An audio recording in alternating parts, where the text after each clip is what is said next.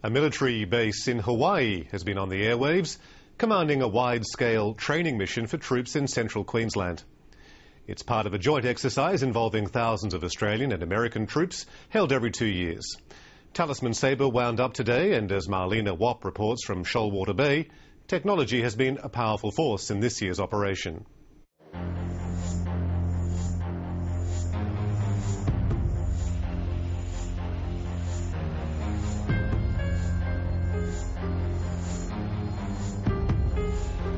Everything about this exercise is on a grand scale.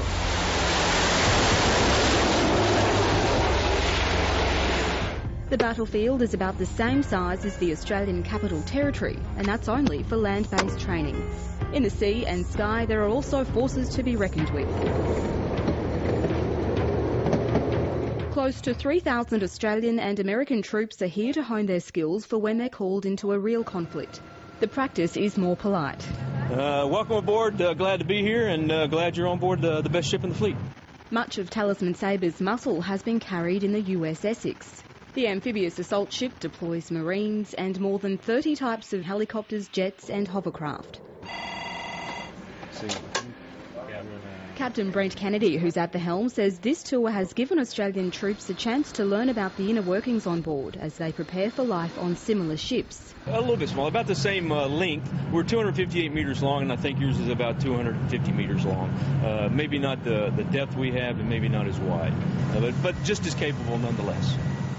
The Australian Defence Force will add 2 ships similar to the Essex to its fleet in a few years under a multi-billion-dollar federal government plan. They're very interested in how we coordinate the amphibious operations with the craft out our well deck, with the aircraft off our flight deck, because it's not the same as an aircraft carrier.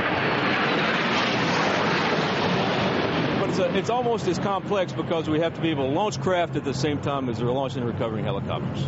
It's a beautiful ship. We got a beautiful chain of command who treat us real well. You don't really get that around, you know.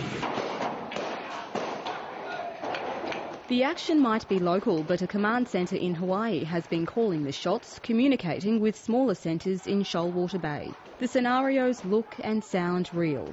There's been unrest in this mock village. Soldiers and federal police officers are called in. Well, I think it is very relevant because more and more in conflicts overseas there is a requirement to interact with civil agencies, to interact with the civil community, and the complex environments that our soldiers are placed in overseas, where they're having to discriminate between what might be a friend and what might be a foe, and to interact with civil agencies. It's a very real situation.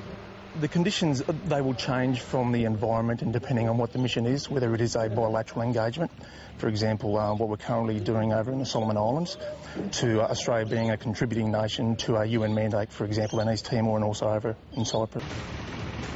Whether real or pretend, conflicts are clearly a fact of life.